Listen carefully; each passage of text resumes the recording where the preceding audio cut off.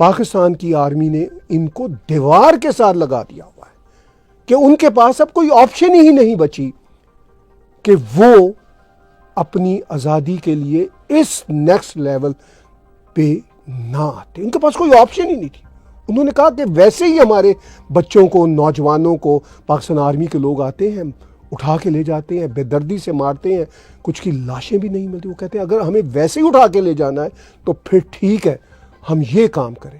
دل پہ ہاتھ رکھ کر مجھے کہنا پڑتا ہے، انتہائی درد دل کے ساتھ کہنا پڑتا ہے کہ اس وقت بلوچستان کے 5 سے 7 اضلاع اس پوزیشن میں ہیں کہ اگر وہ آزادی کا اعلان کر دیں تو اگلے دن اقوام متحدہ میں ان کی درخواست کو قبول کر لیا جائے گا اور پاکستان کو تقسیم تصور کیا جائے گا. مکمل طور پر بلوچستان پہ پاکستان کی جو رٹ ہے وہ ختم ہو گئی. بلوچستان کے علاقے سبی میں جعفر ایکسپریس ایک پوری کی پوری ٹرین کو بلوچ ریبلز نے ہائی جیک کر لیا اور 400 لوگوں کو ہاسٹیج بنا لیا. اتنا بڑا واقعہ، کیا اتنا بڑا واقعہ پاکستان کی بلوچستان میں اینڈ گیم ہے؟ یہ ہے ایک بہت بڑا سوال جو اب پوری دنیا کے سامنے کھڑا ہے. بلوچستان کے حالات پاکستان کے پوائنٹ آف ویو سے کبھی بھی سٹیبل نہیں رہے.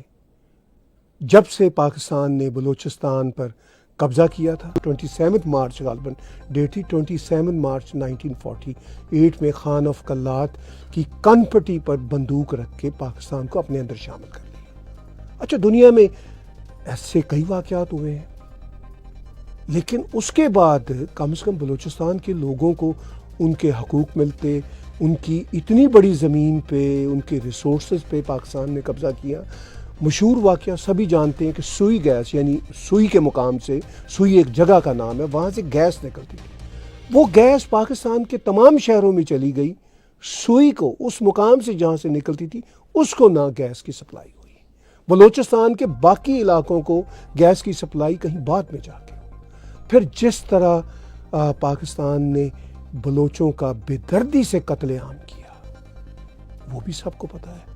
عام عوام کو بھی مارا اور لیڈروں کو بھی مارا.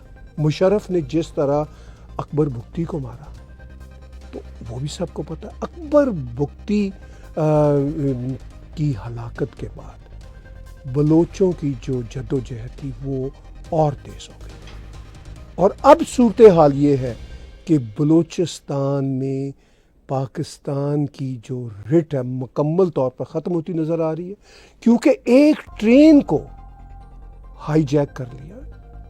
یہ جو ہاسٹیج بنے ہیں وہ آرمی زیادہ تر کو چھڑوا لے گی، لیکن دنیا میں کتنی بڑی خبر بنی ہے. مولانا فضل الرحمان نے پچھلے دنوں کہا تھا کہ بھی بات یہ ہے کہ بلوچستان کے ایسے علاقے ہیں کہ اگر بلوچ UN کے پاس چلے جائیں تو ان کو انڈیپینڈنس مل جائے گی. یہ لیٹر آپ سکرین پہ دیکھ رہے ہیں، امریکن بلوچ کانگریس کا ڈاکٹر تارا چند جو اس کے پریزیڈنٹ ہیں انہوں نے لکھا. اور میں نے ابھی پچھلے دنوں امریکن بلوچ کانگریس کے جنرل سیکرٹری رزاق بلوچ کا بھی انٹرویو کیا. وہ اب چلے گئے ہیں UN کے پاس. ایک طرف تو وہ UN کے پاس چلے گئے، دوسرا مکمل طور پر بلوچستان پہ پاکستان کی جو رٹ ہے وہ ختم ہو گئی ہے. اور یہ بات کون کر رہے ہیں؟ مولانا فضل الرحمان، خود پاکستان آرمی کے چہیتے. میں چاہتا ہوں کہ ان کا یہ ویڈیو کلپ ایک بار پھر دیکھیے.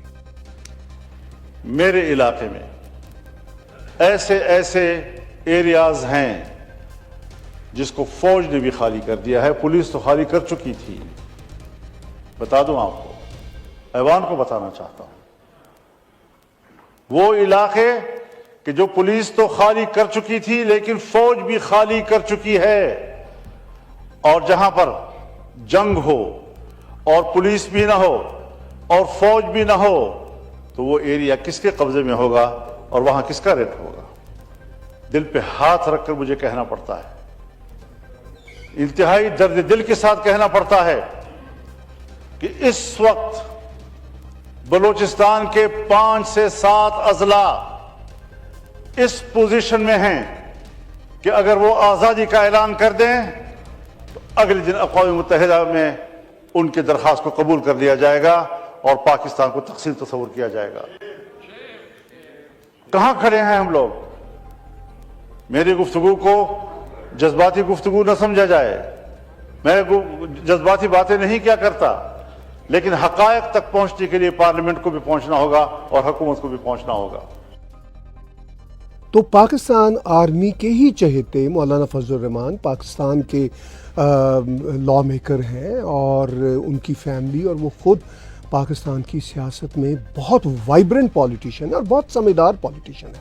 ان کی پالیسیوں سے میں ذاتی طور پر ایز اے جرنلسٹ ایگری ہوں یا نہ ہوں، مگر وہ ایک بہت ہی دبنگ قسم کے پولیٹیشین ہیں، اور جہاں وہ پاکستان آرمی کے چہیتے ہیں وہاں پہ وہ حق اور سچ کی بات بھی کرتے ہیں، اور اسی لیے وہ پارلیمنٹ میں کھڑے ہو کے کہہ رہے ہیں، وہ کہہ رہے ہیں کہ یہ سچویشن ہے کہ بلوچستان کے 5 سے 7 ایسے ڈسٹرکٹس ہیں جہاں پہ رٹ نہیں ہے۔ خود بلوچ لوگوں کا کہنا ہے کہ مولانا صاحب تو یہ کم ڈسٹرکٹس بتا رہے ہیں۔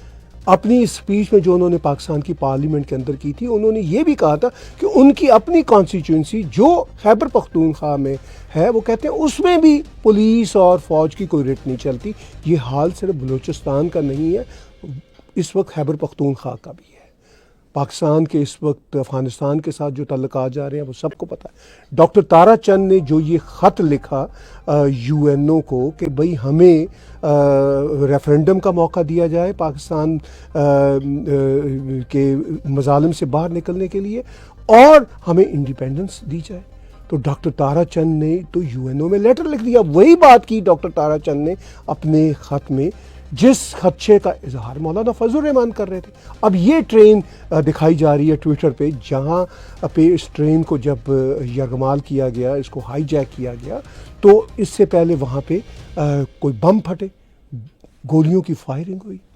اب لوگ جو ہاسٹیج بنے ہیں ان کو چھڑوایا جا رہا ہے۔ پاکستان آرمی ایک بہت بڑی فورس ہے پاکستان کے اندر، ایٹ لیسٹ وہ اب بلوچستان میں جائے گی، لوگوں کو اور مارے گی، اور مسائل پیدا ہوں گے۔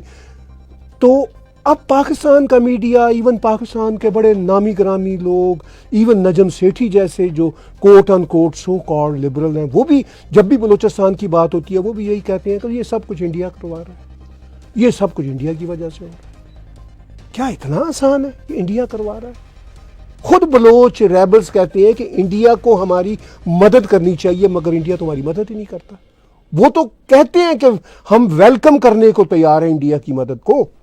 وہ کوئی مطلب نجم سیٹھی کو یہ تھوڑا کہہ رہے ہیں کہ ہم ان کو ویلکم نہیں کرتے، وہ کہتے ہیں ہم تو ویلکم کرنے کو تیار ہیں۔ پوری دنیا کی جو انڈیپینڈنس کی موومنٹس ہوتی ہیں اس میں ادھر ادھر سے مدد مانگی جاتی ہے، وہ کہتے ہیں ہم انڈیا سے مدد مانگ رہے ہیں، ہم پوری دنیا سے مدد مانگ رہے ہیں، کوئی مدد ہی نہیں دے رہا ہمیں، اور اگر کوئی دے بھی رہا ہے تو ایسے ہی انسٹیگیٹ کرنے کے لیے تھوڑی بہت دیتا ہے، اور وہ بلوچ خود سے ہی لڑ رہے ہیں۔ میں جانتا ہوں، سمجھتا ہوں کہ اب بلوچ جو اتنا اپنے آپریشن کو بہت ہی نیکسٹ لیول پہ لے کے جا چکے ہیں، ان کے پیچھے بھی کوئی نہ کوئی ہاتھ تو ہوں گے، اور مدد دنیا سے مانگ رہے ہیں۔ دنیا کے جیو پالیٹکس میں پلیئر ہوتے ہیں، لیکن اصل مسئلہ تو یہ ہے کہ یہ خود بلوچوں کی اپنی ہمت ہے، نمبر 1۔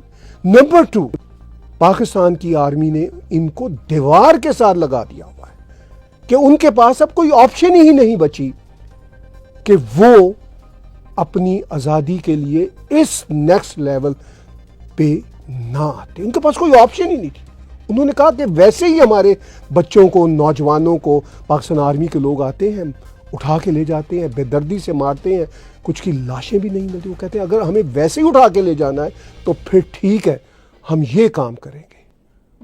کہ انہوں نے پوری کی پوری ٹرین کو ہائی جیک کر دیا۔ یہ کوئی چھوٹا واقعہ نہیں ہے۔ اور بلوچ کہتے ہیں کہ پاکستان آرمی ہمیں دن کے وقت آ کے آپریشن ہمارے خلاف کرنے کی کوشش کرتی ہے، رات کو تو ان کی ہمت ہی نہیں ہوتی کہ یہ باہر نکلیں۔ اب اتنی سنگین صورتحال ہے کہ پوری کی پوری ٹرین کو ہائی جیک کر لینا، مسافروں کو ہاسٹیج بنا لینا۔ اب اطلاعات آ رہی ہیں کہ وہ جو ہاسٹیج بنائے ہیں ان میں سے لوگ دھیرے دھیرے چھڑوائے جا رہے ہیں۔ انفارچونیٹلی کئی معصوم جانیں جائیں گی، کیا یونٹیز ہوں گی، اور پھر نتیجے میں کئی معصوم بلوچ نوجوان بھی پکڑے جائیں گے، اور صرف بھارت کے اوپر الزام دھر کے پاکستان آرمی نے جو اب تک بلوچستان میں ظلم کیا ہے، صرف پاکستان آرمی اس میں شامل نہیں ہے، بیوروکریسی بھی ہے، پاکستان کا یہ جو انفیئر میڈیا ہے وہ بھی ہے، پاکستان کے پولیٹیشنز بھی ہیں